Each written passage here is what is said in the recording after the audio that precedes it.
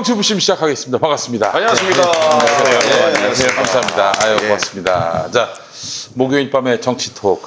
오늘 한 분이 빠지셔가지고. 그러게요. 예, 오늘 뭐 어쩐 일로? 최민희 의원님이 100분 토론에 또 오늘. 100분 토론 가시죠. 무슨 이슈 때문에 나가신지 다 아시죠? 예. 윤미향 더불어시민당 당선자 관련한 이슈. 그 패널로 나가는데, 네. 그래서 뭐 부득이 오늘 참여를 못 하셨고요. 네네. 예. 많이 허전하네요. 네. 그래서 오늘 딴 분들 한번 섭외하려고 특히 저희 프로그램 나와가지고 자신의 어떤 그 존재를 알리셨던 분들 연락을 했는데, 네. 화장실을 나오신 분들이라서. 그래 저기 당선자 중에 저기 안 오겠다고 거절하는 사람들 명단 공개가 되는 거 아닙니까? 뭐또 바빠서 못 오실 수도 있는 거니까. 화장실 들어갔다 나오고 달라요. 댓글로 공개합시다. 너무 노골적이지 않게. 누군데? 김입니까? 누굽니까? 김이에요? 누구예요? 김웅이라고.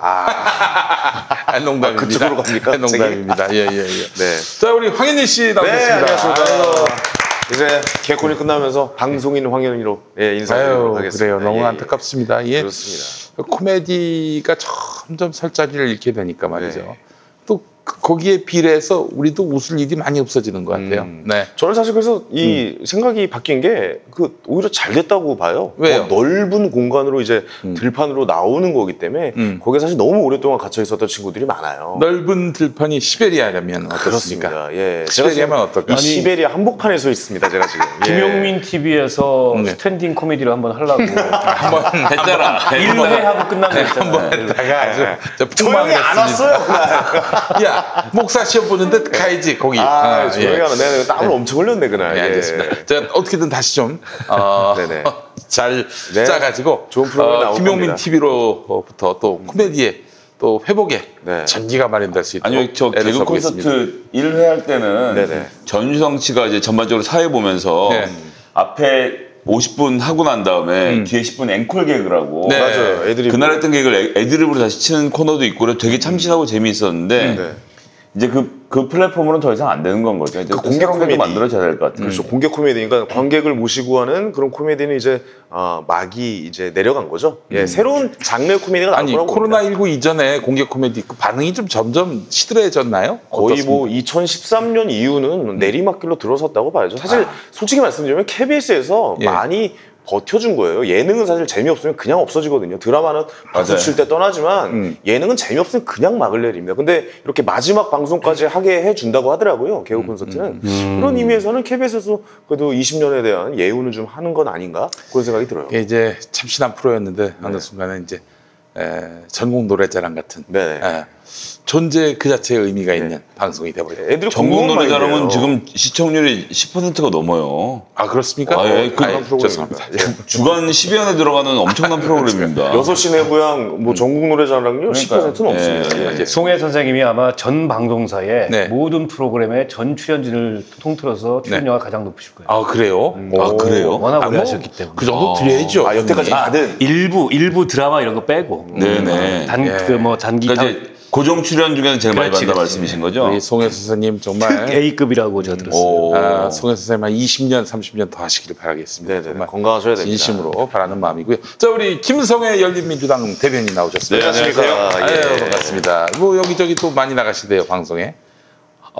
여기저기 많이 잘리고 있고 그래요? 또 많이 나가기도 하고 이제 당 대변인이 되니까 정치 평론가로 나가던 프로그램들은 다 이제 그만 나오라고. 그러네요. 안쪽 하더라고요. 당사자로서 이제 나가시게 됐어요. 그렇습니다. 오늘 낮에도 또 우리 또 박원석 의원님이랑 청담동의 고급 수제 양복 맞춤점에 가서 방송을. 우리가 오늘 피팅도 하고 예. 무슨 새로운 프로그램? 킹스맨 컨셉으로 무슨 프로그램입니까? 국민 TV에서 예. 한번 런칭하려고 약간 실험해보고 있는. 그래요? 알겠습니다. 거의 정작 맞춰주는 겁니까 그럼? 그냥? 맞히는 게 아니고 거기 걸치기 피팅만. 네. 소품이었군요. 예. 자 우리 박원석 의원님 나오셨습니다. 안녕하십니까. 아유, 의원님은 어떻게 뭐 정치평론가로 지금 예우를 받으세요? 아니면 정의당 정책위 의장으로? 정의당 정책위 의장을 오늘까지 했고요. 오늘 끝났습니까? 오늘 아침 회의 때 제가 사의를 표했습니다. 그렇습니까? 저를 포함해서 임명직 상무위원 전원이 사의를 표했고 수리는 안 됐죠 아직. 네, 아직 뭐 수리는 안 됐는데 뭐 안 된다는 소문도 있던데요. 저는 아까 대표님이랑 통화하면서 최종적 불가역적 결정이다 이렇게 얘기를 드렸는데 그냥 웃고 전화를 끊더라고요. 그래서 아무튼 오늘부로 저의 의지로는 정의당 정책위의장을 벗어나서 자유인.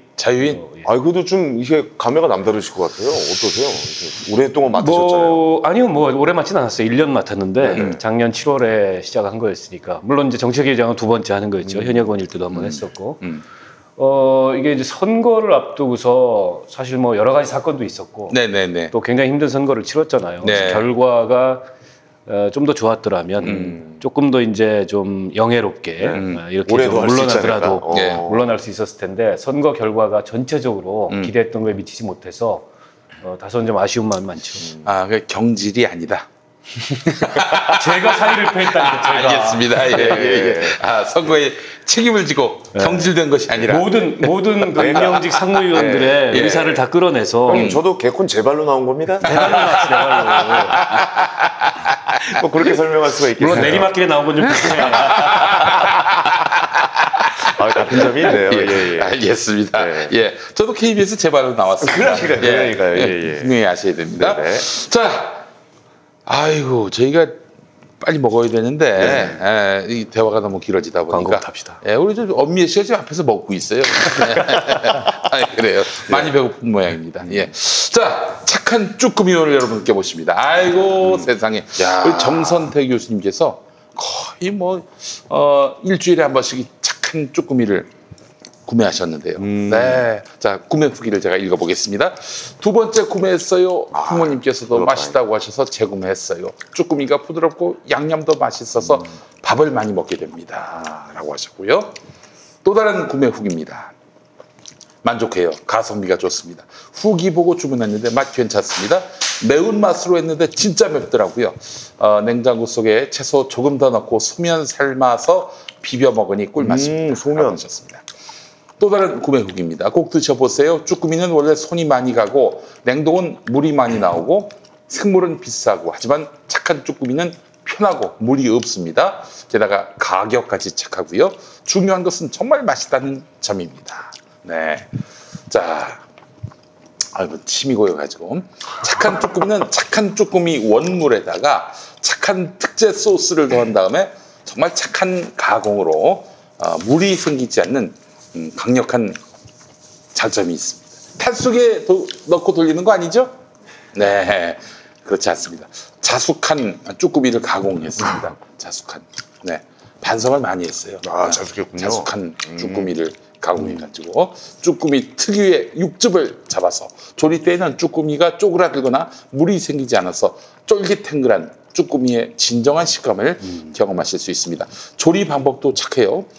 착한 쭈꾸미를 자연 해동한 다음에 잘 달궈진 프라이팬에다가 2분 내지 3분 정도 볶아주면 완성됩니다. 착한 쭈꾸미는 최고의 안주입니다. 최고의 반찬으로 최고의 요리로 손색이 없습니다. 특히 쭈꾸미 볶음에 찬밥과 김가루, 참기름을 추가해서 볶음밥으로 즐겨 드시면 어떨까요?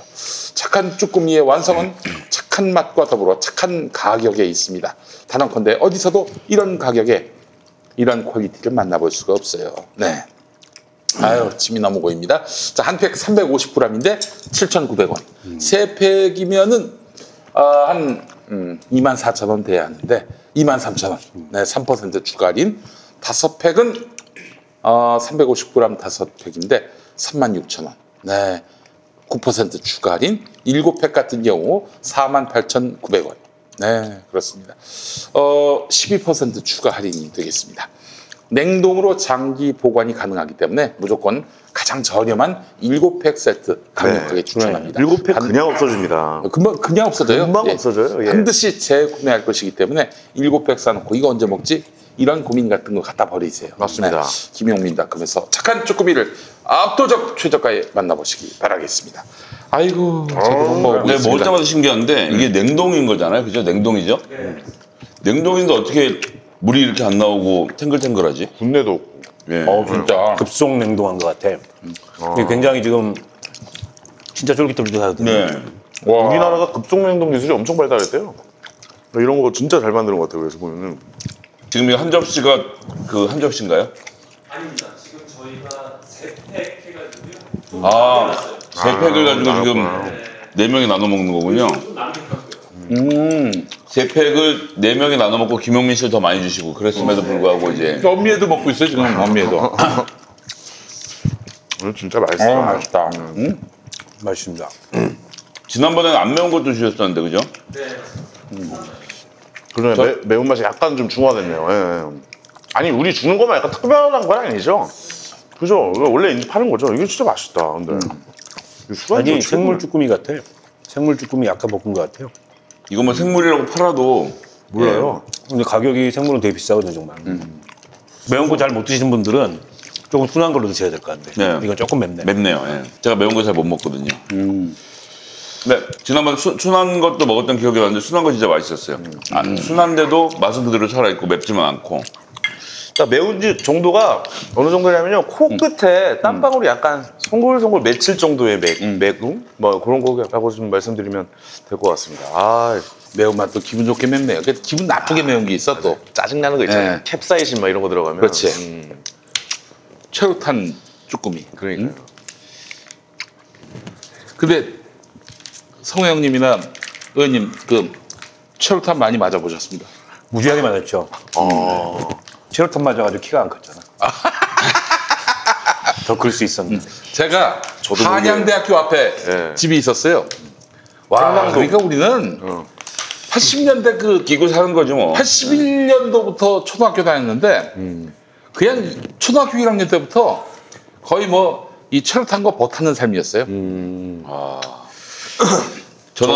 저는 그 고속터미널 근처에 살았는데 거기가 산 넘어가면 서울 교원대학 교대가 있었거든요. 근데 교대는 데모를 안 하는 데니까 그래서 평생 최루탄 맞아볼 일이 없었는데 87년 6월 항쟁할 때 그때는 거기서도 데모를 하더라고요. 데모를 했던 것 같아요. 제가 살던 데는 데모를 안 했지만 어쨌든 어느 날 나가니까 막 이렇게 매캐한 냄새가 나는 게 처음으로 맡아봤던.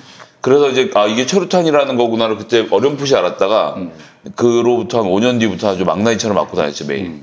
저 집 대학생이 돼가지고. 연신내거든요. 저희 집은 대학교가 없어요. 근데 이 버스가 145번 종점이 있는데 버스가 연대랑 명지대를 가요. 그래서 이 버스가 갔다 오면 그 버스 타잖아요. 그 냄새가 어렸을 때 충격을 받은 거예요. 이게 뭐냐고 엄마한테부터 이거 최루탄이라고. 예. 이제 그랬던 기억이 요즘 있어요. 동국대시잖아요. 네. 동국대는 그 시내 중심가인데 사실상 데모를 어떻게 하셨어요? 사대문 안에 있는 유일한 학교죠. 그래서 그러니까 거기가 이제 데모도 많이 했지만 예. 서울 지역 대학생들이 서울 시내, 네. 특히 이제 명동이나 뭐 시청이나 이런 데서 데모를 할 때 미리 사실은 그 데모에 필요한 물량을 네. 운반해 놓는 거점 학교가 동국대. 제일 가까우니까. 아, 그래서 뭐 예를 들어 화염병 네. 뭐 이런 것들을 미리 이제 거기서 조달하는. 제가 그걸 많이 했어요. 제조도 하셨습니까? 제조뿐만이 아니라 네. 이 배급. 배급까지. 곳곳에. 그 배급이 굉장히 쉽지가 않아요. 기술자지. 이게 왜냐하면 감시의 눈길도 피해야 되고 또 이게 대량으로 날라야 되니까 어떨 때는 그냥 트럭을 불러가지고 트럭 한 대에다가 예. 이 포장 트럭을 불러가지고 네. 그 트럭에다 꽉 채워가지고 나가기도 하고 그랬었는데 한참 이제 던져보시기도 많이 하셨습니까? 그게 뭐 사실은 던진 거야 뭐 지금까지 셀 수도 없죠. 근데 저희가 이제 그게 아마 90년대 초반 들어서면서 없어졌는데 저희가 대학 처음 들어갔을 때는 사과탄이라는 게 있었어요. 사과탄. 그게 뭐냐면 수리탄처럼 생겼는데 예. 모양이 사과처럼 동그랗다 그랬어요. 90년대 중반까지 있었어요. 있었나요, 그게? 요걸 갖다 이제 던져요. 네. 던지면 그게 딱 일정 시간이 지나면 공중에 탁 커지는 거야. 오. 근데 이거는 그 멀리는 안 날아오잖아요. 이 최루탄은 이게 이제 M16에다 그쵸. 껴가지고 팡 쏘니까 이거는 뭐 엄청나게 날아오는데 또 이게 직선으로 쏘면 위험해요, 굉장히. 그 그것 이한열 때문에- 열사께서 그것 때문에 실명한 이한열 열사가 대표적이고 네. 제 친구 한 명도 한쪽 눈이 실명했어요. 아이고. 제 친구 한 명도 한쪽 눈 실명이었습니다. 그게 이제 땅바닥에 이렇게 쏴가지고 땅바닥에 맞고 튀겨가지고. 아이고. 근데 사과탄은 그게 별로 멀리 안 나가니까 안 위험할 것 같지만은 이게 굉장히 독하고 네. 그다음에 파편이 위험해요. 그리고 그게 그러니까 팍 터지면서 플라스틱 파편이 팍 튀거든. 최루탄은 가스고 사과탄은 분말이지. 그 분말이어서 뒤집어 쓰는 거구나. 예. 수포가 여름에 예. 특히 이제 잘 못 씻고 예. 하루 종일 이제 시위하고 이러면은 예. 그 분말이 예. 이제 땀하고 절어가지고 아이고. 다 이런데 수포가 일어나는 거예요. 아이고. 화상을 입는 거지 일종의. 아이고. 특히 이제 저도 파편이 몇 편 박혀가지고 이게 터지면서 파편이 아주 날카로운 파편이 아주 아이고. 박히거든요. 예. 그러면 뭐 아주 크게 이제 얼굴 같은 데는 위험하지. 위험하죠. 근데 머리 예. 같은 데도 이렇게 많이 찢어지고 박히고. 그 사과탄 또 최루탄 나중에 이제 뭐 그 페퍼포그라 그러죠. 차에서 그냥 다연발로 쏘는 거. 그건 좀 나중에 나왔고. 그것도 있었고 이제 서울에는 잘 등장 안 하는 칙칙이라는 게 있었어요. 칙칙이. 네. 그러니까 칙칙이 농약처럼 살포하는 체로액인데 체로액을 살포하는 건데 이건 무슨 문제가 뭐냐면 맞으면 수포 말씀하셨는데 그거 진짜 맞으면 바로 이만하게 수포가 올라와요. 몸에서. 예. 어이구. 그래서 이제 검거하는데 그거 맞으면 그거 맞는 애는 대무한 애들밖에 없거든요. 네. 나중에 검거하기 용이했지. 그래서 이제 서울서 처음엔 전 못 보다가 대머로 이제 목포랑 광주에 내려가니까 네. 그 동네는 하도 서로들 과격하니까 그걸 뿌리더라고요. 그래서 처음에 와갖고 이렇게 막 살이 부풀고 네.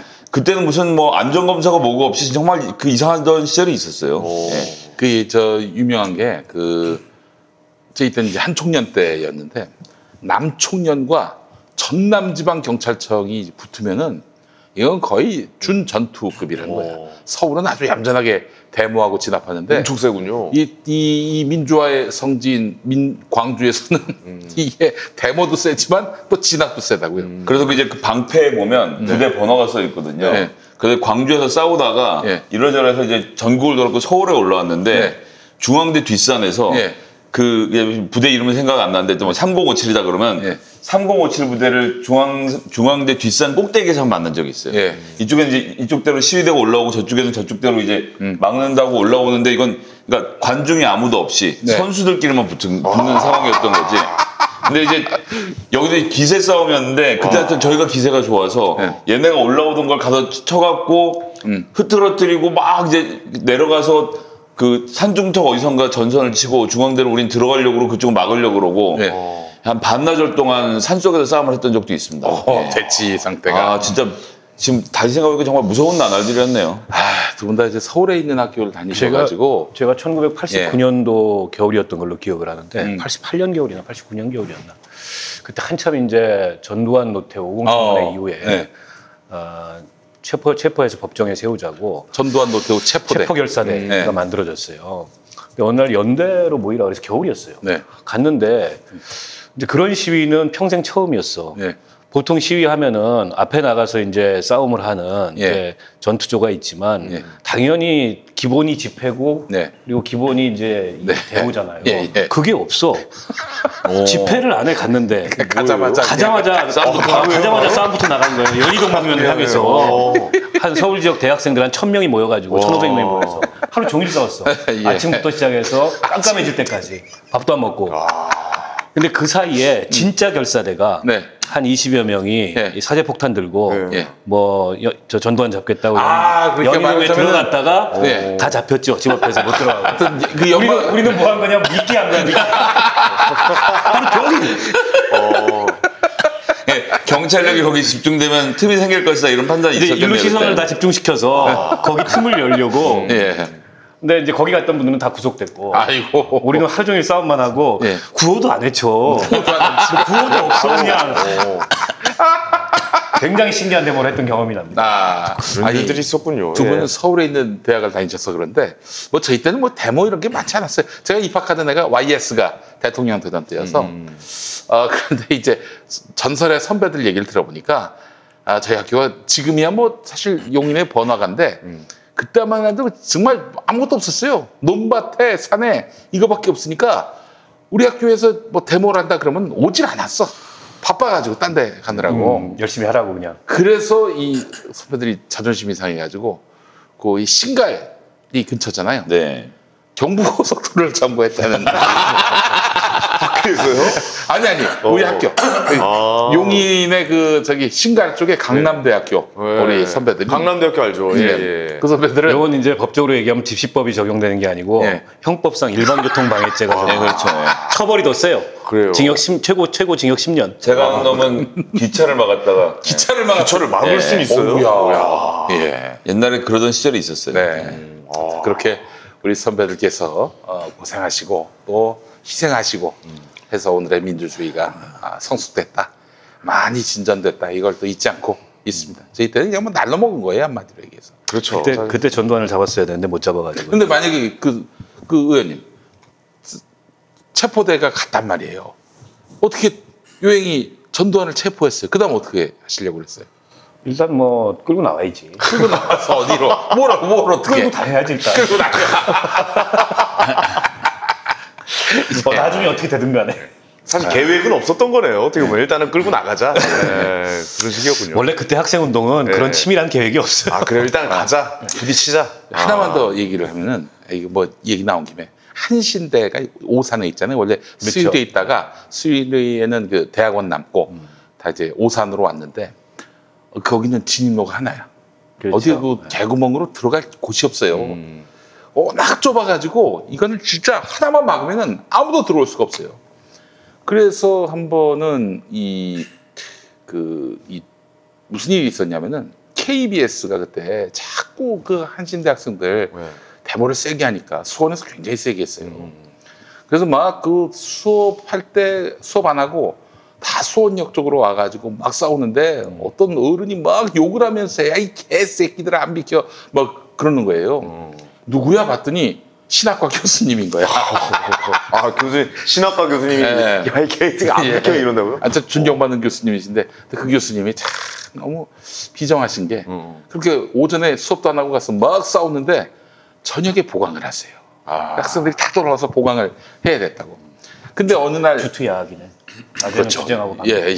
그 정말 그래서 그 교수님이 양면적인 평가를 받고 계시는데 근데 이제 여기에 KBS PD가 하도 데모를 세게 하니까 막 주변에 데모 때문에 피해를 입는 농민들 인터뷰를 땄는데 심지어 젖소 농가를 가가지고 이 데모 때문에 젖소 농가가 피해를 입지 않느냐 그 인터뷰를 하다가 잡혔어. 대학생들한테. 그래서 학교로 끌고 들어온 거예요. 그 한마디로 납치한 셈이 된 거지. 근데 납치하고 나서 그다음 어떻게 해야 될지를 몰랐던 거예요. 대책이 없잖아. 풀어주자니 이것도 웃기는 것이고 또 안 풀어주자니 이것도 더 큰 일인데 하여간 안 풀어주고 계속 한마디로 묶어뒀는데 전두환 정권이 때는 이때다. 이 학생운동을 완전히 납치나는 이런 나쁜 새끼들로 볼 수 있는 절호의 찬스가 왔다. 해가지고 그야말로 뭐 군대 빼놓고 다 온 거예요. 근데 입구를 막았어. 막 걸상으로 다 그냥 쌓아놓고 못 들어오는 거지. 근데 이제 한 가지 방법이 그 뒤에 산이 있었는데 산으로 넘어올 수 있지 않았을까? 막 다들 염려를 했는데 어느 선배 하나가 야야야 걱정하지 마. 뒷산으로 넘어올 일이 없어. 왜 그런가 봤더니 이순자 아버지 땅이야. 뒷산이 각하의 장인의 땅을 밟고 넘어올 수는 없었던 거였어요. 그래서 결국에는 그 PD는 나중에 뭐 풀어줬다는 아주 뜻깊은 얘기들이 있어요. 80년대 학생운동 사이에 있었던 많은 사건이 네. 굉장히 우발적인 게 많았어요. 네. 대표적인 게 서울대 불합치 사건도 비슷했고 그게 무슨 계획이 있어서가 아니고 그런 식으로 잡았는데 하다 보니까 이게 뭐 맞다가 죽었어. 뭐 이렇게 그냥 우발적으로 일어난 사건. 그리고 YS 정권 들어서자마자 연대 사태도 그렇죠. 학생들이 연대에 들어가서 안 나오려고 그 연대 사태가 안 나와서 연대 사태가 일어난 게 아니고 YS 때 그냥 토끼몰이 한 거지. 네. 오늘 다 잡겠다 저 안에 있는 놈들. 그래서 막 이제 헬기 뜨고 그때도 사람 한 명 죽었죠. 네. 그랬고 뭐 그런 일들이 많았. 노수석 열사였나요? 그렇죠. 예, 맞습니다. 예. 그리고 건대 항쟁도 비슷했고. 80년대. 그것도 이제 깨야 되겠다. 건대 학생들이 집회하러 들어갔는데 그때 이제 뭐 그 일종의 이제 평화 통일 이 슬로건을 가지고서 들어갔는데 그걸 깨야 되겠다. 그래서 이제 약투련 사건 뭐였고 했던 거죠. 그래서 다시 실정법을 위반했다는 이유로 그 학생들을 완전히 쓰레기로 인간 말종으로 몰아버리고 막 여론을 막 부추겨가지고 대표적인 게 정원식 계란 사건이에요. 91년도에. 그렇죠, 91년에. 계란 맞으러 간 거잖아요. 근데 너무 심하게 맞아서 그때 놀랐어요 진짜. 그나저나 내년이 이제 강경대 열사 30주기가 됩니다. 네네. 예, 그래서 저희가 특집을 한번 마련해 4월 27일이었나? 6일인가 7일인가 그랬습니다. 김세진 이재호 열사 기일이에요 그날이. 네네. 그래서 그때 서울대로 다 이제 집회가 있어가지고 갔는데 저는 수배 중에서 못 갔어요. 네네. 근데 이제 집회를 못 가고 학교에 있으니까 농구를 하고 있었어 막 이렇게. 네. 갑자기 이제 전화가 와가지고 네. 지금 뭐 누가 죽었대. 연대 네. 학생이 죽었다고 처음에는 연대 학생. 오버가 된 거예요. 그래서 네. 세브란스 병원에 갔다고. 근데 알고 보니까 이제 명지대에서 강경대 학생. 시위를 하다가 이제 강경대 열사가 죽은 거고. 그래서 세브란스 병원으로 갔죠. 예.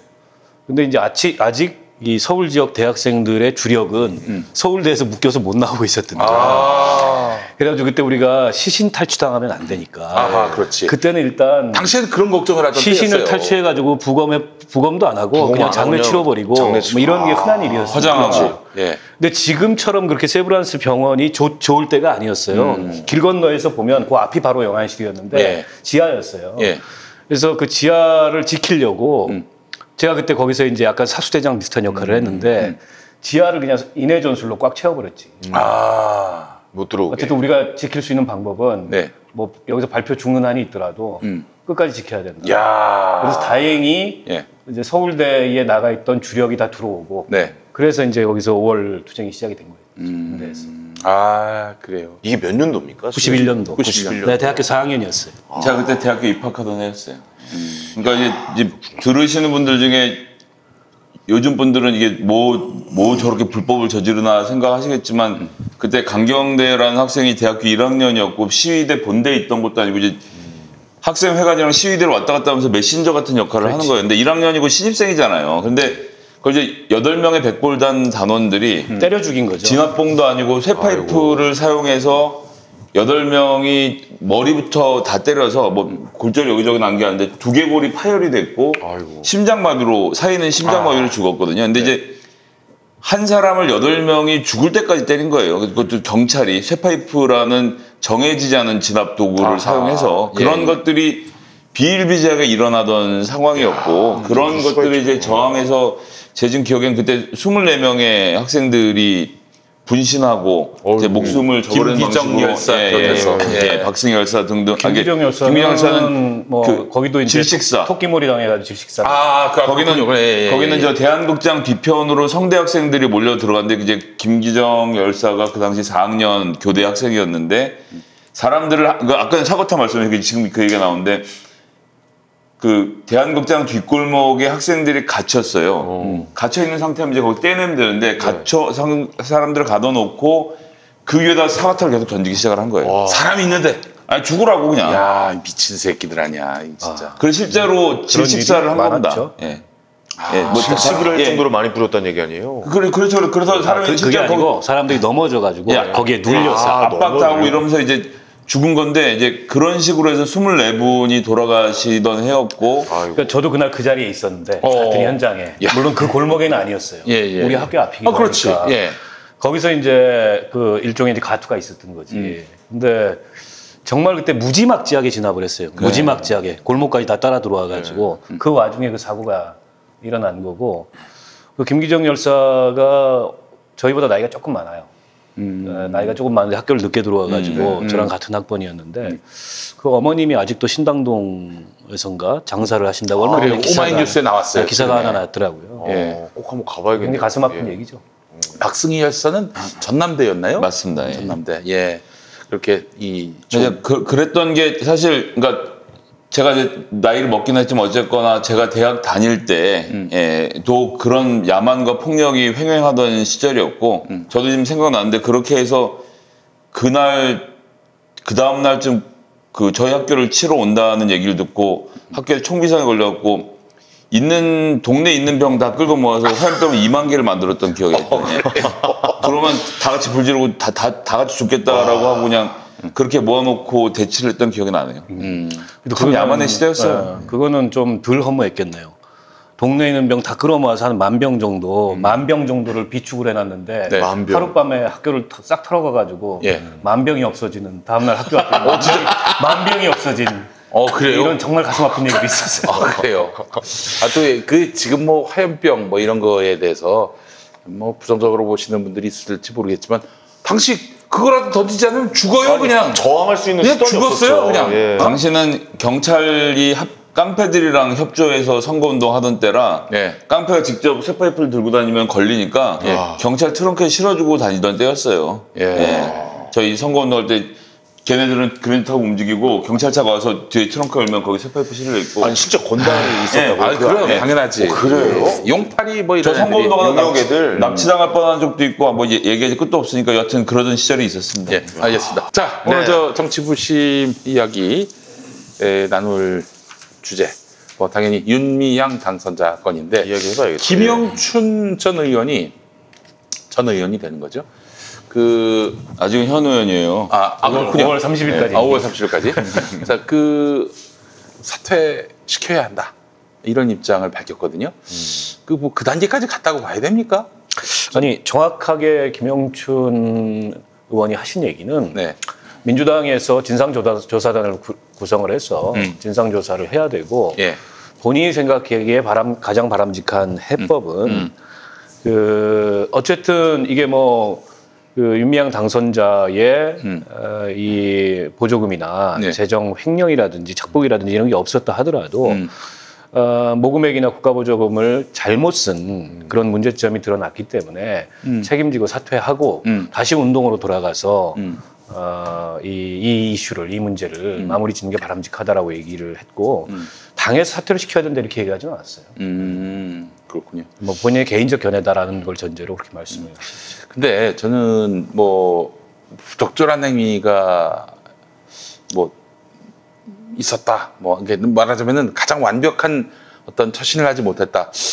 이런 비판은 할 수 있겠지만은 의원직 사퇴까지 간다는 건 너무 이거는 이거 너무나 빤히 보이는 프레임 안에서 특히 또 지금 부채질하고 있는 쪽이 일본의 이익을 대변하는 국내 세력들이다 보니까 이 문제에 대해서 하여튼 윤미향 당선자가 사과하고 이런 일들에 대해서는 잘못한 부분이 있었다라고 이야기하고 이렇게 해법을 찾는 것이 낫지 않을까. 여기서 사퇴까지 가는 것이 적절한지 모르겠어요. 전 일단 사퇴 문제는 어떻게 보냐 하면 저희가 사퇴는 검증과 사퇴 과정은 언제 생기냐면 장관 임명을 할 때 생깁니다. 장관 임명. 예, 장관 임명할 때는 장관을 임명하느냐 마느냐의 문제가 있어요. 인사청문회에서 나오죠. 장관을 대통령이 그러니까 좋은 사람인 줄 알고 뽑았는데 검증 과정에서 뭐가 튀어나왔어. 네. 근데 국민들이 생각이 너무 화가 나는 일이고 검증 과정에서 걸러지지 못한 문제가 있다. 이러면 본인이 사퇴하거나 이런 방식으로 그러니까 인사권자의 부담을 줄이는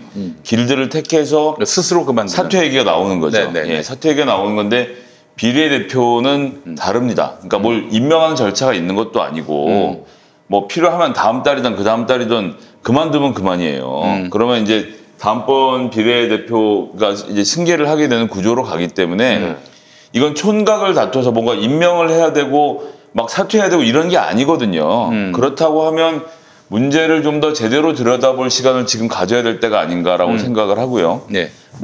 일단 회계 검증은 받기로 이미 했고 그 외에도 필요한 조치들을 취해야 하는데 이게 검찰의 강압적인 수사로 이미 시작됐으니까 제가 거기서 더 이상 코멘트는 안 하겠습니다만 이제 우리나라가 검찰 개혁을 하려면 정말 필요한 게 전 이건 여야를 떠나서 드리는 말씀인데 언론이 문제 제기하면 이름을 알 수 없는 시민단체가 검찰한테 고발만 하면 모든 걸 수사하는 방식은 이제 지양해야 합니다. 그 얘기는 뭘 포함하는 거냐 하면 정치권이 다른 당에 어떤 문제가 생겼을 때 무조건 검찰에 고발부터 하고 시작한 이 문화도 바꿔야 돼요. 그러니까 정치라면 의당 테이블에 앉아서 협상하고 그런 과정을 통해서 문제를 해결을 해야지. 너 무슨 법 위반이야? 너 무슨 법 위반이야? 이래서 밑도 끝도 없이 검찰에 고발을 서로 하는 것은 전 이제 그만했으면 좋겠어요. 예를 들어 패스트트랙 때 국회 선진화법을 정면으로 위반하고 막 이거 서류를 찍고 입법 행위를 방해한 것에 대해서야 당연히 그럴 수 있지만 이 집단 간의 모든 갈등을 법적으로 해결하려고 하는 이 분위기 자체를 없애지 않으면 검찰 개혁은 유연한 문제라고 봅니다. 그래서 다시 정리해서 말씀드리면 이 문제는 시민단체의 시각에서 시민단체가 나서서 비대위를 구성하든 뭘 구성하든 이 정의연 문제와 관련된 의혹들을 다 들춰보는 것을 전제로 하고 그 과정을 좀 지금은 지켜봐야 될 때가 아닌가라는 말씀을 드립니다. 근데 그거는 자발적으로 해야 된다는 말씀이세요? 시민단체들 안에서? 그러면 이게 이 문제를 제대로 규명하지 않으면 시민단체 모금이라든지 앞으로 활동해서 정부 피해가 어마어마한 나니까. 타격을 입을 것이기 때문에 이게 비단 정의연의 문제가 아니거든요. 그렇다면 이번 게 바로 잡는 자정의 노력이 있어야 되고 그 가운데 문제가 드러나면 당연히 쳐내야 되겠지만 저는 뭐 지금 이 상황에서는 최열 전 환경운동연합 대표가 횡령 혐의로 그렇게 난리가 나고 다 털리고 결국 대법원 판결로는 아무런 개인 비리가 없었다라고 나왔다는 그 판결. 횡령 무죄. 예, 횡령 무죄였고 기탁금을 잘못된 곳에 지정해서 장학금을 준 문제로 유죄를 받았는데 그거는 그러니까 뭐 그게 법을 어겼다 안 어겼다를 떠나서 그럴 생각을 하고 고의적으로 착복한 게 아니었거든요. 네. 그러니까 본질에서는 아무것도 나오지 않고 무죄가 되니까 뭐라도 하나 걸어서 유죄를 만든 케이스였기 때문에 전 이번 경우도 그런 걱정을 좀 하면서 철저하게 검증한 절차는 밟되 예, 이걸 유무죄로 몰고 갈 문제는 아니다 이렇게 생각합니다. 네. 전 좀 달리 보는데 당시에 이제 최열 선배 때 사건은 그건 처음부터 사실은 그 검찰이 MB 정권 근거 없이 네. 예, 어떻게 보면 최열 총장을 쳐내려고 그렇게 만든 사건이었죠. 그런 이제 의심과 또 그런 문제의식을 다 갖고 있었던 사건이고. 근데 이제 이번 사건은 어디서 시작됐는지를 잘 봐야 돼요. 이용수 할머니의 문제 제기로부터 시작된 그렇죠. 겁니다. 예. 그러니까 누구보다 이 운동에 있어서 상징성과 대표성이 큰 분이 두 가지 문제 제기를 했어요. 하나는 어쨌든 정대협 그리고 정의기억연대가 그동안의 수요 집회를 중심으로 또 피해 당사자들이는 이제 할머니들을 그 운동의 전면에 세워서 모금도 하고 여러 가지 활동들을 했는데 그게 잘못 쓰이고 있다라는 문제 제기를 한 거고 두 번째로는 운동 방식을 더 이상 이렇게 가서는 안 된다. 두 가지 문제 제기를 한 건데 제가 안타까워하는 점은 사실은 저는 두 번째 문제 제기가 훨씬 더 중요하다고 생각하거든요. 아니 거기서 뭘 어떻게 했길래 이 문제 제기가 나온 거예요? 누적돼 있었던 거라고 저는 봐요. 이게 누적돼 있었는데 이게 이제 윤미향 당선인이 그 운동의 어떻게 보면 상징과 같은 사람이었는데 그 운동을 떠나서 정치권으로 국회의원이 돼서 이게 이제 옮겨오면서 그에 대한 충분한 이 운동 내부에 공감대와 동의와 이런 것 형성이 안 됐던 것 같아요. 아, 근데 이제 두 번째 문제가 전 더 중요하다고 보는데 그리고 우리가 여러 가지 고민해볼 대목들이 있다고 보는데 그건 지금 거의 논의가 안 되고 있고 전자와 관련해서 검증되지 않은 그런 의혹 제기를 포함해서 지금 의혹이 일파만파로 퍼지고 있어요. 여기서 제가 아쉬운 대목은 윤미향 당선인이나 정의기억연대가 지나치게 방어적이지 않았느냐. 이 문제의식을 저는 갖습니다. 왜냐하면 윤미향 당선인이나 정의기억연대가 대답해야 될 대상은 언론도 아니고 검찰도 아니에요. 이 운동을 지난 30년 동안 지지하고 어떻게 보면 이건 진영을 넘어선 운동이었습니다. 지지하고 또 그분들의 헌신도 있었지만 네. 그런 어떤 국민적 지지를 통해서 그렇죠. 이게 세계사적인 보편적인 어떤 인권 의제가 되고 인권 운동이 됐어요. 그 시민들에게 답을 해야 되는 겁니다. 아주 성실하게. 네. 근데 뭐 단순한 회계상의 실수는 있었지만 부정은 없었다. 그리고 다소는 좀 히스테릭한 반응도 보였고 이거는 친일 세력의 모략이다. 네. 물론 이제 친일 세력의 모략도 섞여 있습니다. 여기에는. 그러나 이 사태를 지켜보는 많은 시민들이 굉장한 어떤 의아함과 안타까움을 가지고 이 사태를 네. 지켜보고 있어요. 그러다가 저는 시간이 쭉 갔고 이용수 할머니는 여전히 그 문제 제기를 거두지 않고 있고 25일 날 지금 기자회견을 해서 마지막 메시지를 전달할 거고 네. 그 자리에 윤미향 당선인도 와야 된다. 와서 그 얘기를 들어야 된다. 네네. 라고 다소 격한 표현, 배신자라는 격한 표현까지 써가면서 그런 문제 제기를 하고 있어요. 저는 좀 엄중하게 이 상황을 좀 받아들여야 된다고 생각하고요. 아직 드러난 건 없습니다. 회계상의 뭐 오류, 또 공시상의 어떤 뭐 오류, 이거는 이제 확인된 것들이 의혹이죠. 있고, 예. 이거는 감독해서 뭐 행정적인 주의를 받든 혹은 어떤 사법적인 문제로까지 갈 수 있어요. 그리고 최종적으로는 그래서 횡령이나 착복과 같은 부정이 있었느냐, 이것도 증명된 건 없어요. 의혹만 네. 제기됐을 뿐이죠. 네. 근데 뭐 그런 차원의 문제를 떠나서라도 저는 이 문제로 인해 설사 그런 문제가 나온다고 하더라도 그런 문제가 나온다고 하더라도 지난 30년의 이 운동의 가치나 의미는 저는 퇴색될 수는 없다고 생각해요. 그건 그거대로 지켜야 되고 네네. 그러면 지금 정의기억연대나 윤미향 당선인이 취해야 될 태도는 어쨌든 그 운동의 의미나 역사성이나 가치나 이게 퇴색되지 않도록 네. 지금 본인들에게 쏟아지고 있는 많은 의혹들에 대해서 성실하고 충실하게 해명을 하는 태도가 필요한데 저는 아직까지 그런 성실하고 충실한 해명을 들어보지 못했다. 이 점이 전 대단히 아쉽고요. 그리고 두 번째로 이런 겁니다. 이미 이게 이제 검찰에 고발이 들어가서 검찰이 강제 수사에 착수했어요. 이거 중단할 수 없을 겁니다. 아까 이제 김성애 그 대변인은 그렇게 얘기를 했어요. 정치권에서 무슨 문제가 벌어지면 다 고소고발로 가는 거는 옳은 그 정치는 아니죠. 예를 들어서 국회에서 여야가 뭐 다퉜어. 그러면 다 이제 고소고발로 가져가면 정치가 실종되는 거죠. 근데 그런 차원의 문제하고 다르다는 거예요, 이거는. 여야가 다퉈서 정치적 이 정쟁의 과정에서 나온 게 아니고 당사자가 문제 제기를 함으로써 문제가 그렇죠. 시작된 거고 그게 너무 엄중하다는 거예요. 때문에 저는 뭐 검찰 수사 막을 수도 없고 그리고 어떻게 보면은 좀 검찰 수사를 이렇게 빠른 시간 내에 자초한 측면도 있는 거예요. 보다 더 충실한 해명과 그리고 보다 더 국민이 납득할 만한 그런 해명을 통해서 정면 돌파하겠다 이거를 이런 태도로 나왔다면 할머니 기분만 좀 다운시켜 드리면은 문제 해결이... 아니 그 기분의 문제가 아닙니다. 그건 전혀 다른 차원의 문제고 다른 차원의 문제고 그랬다면 검찰이 나쁜 의도를 가지고서 어떤 빌미나 기회를 잡으려고 했던 그런 시도를 차단할 수 있었을 텐데 그런 점이 저는 굉장히 아쉽다.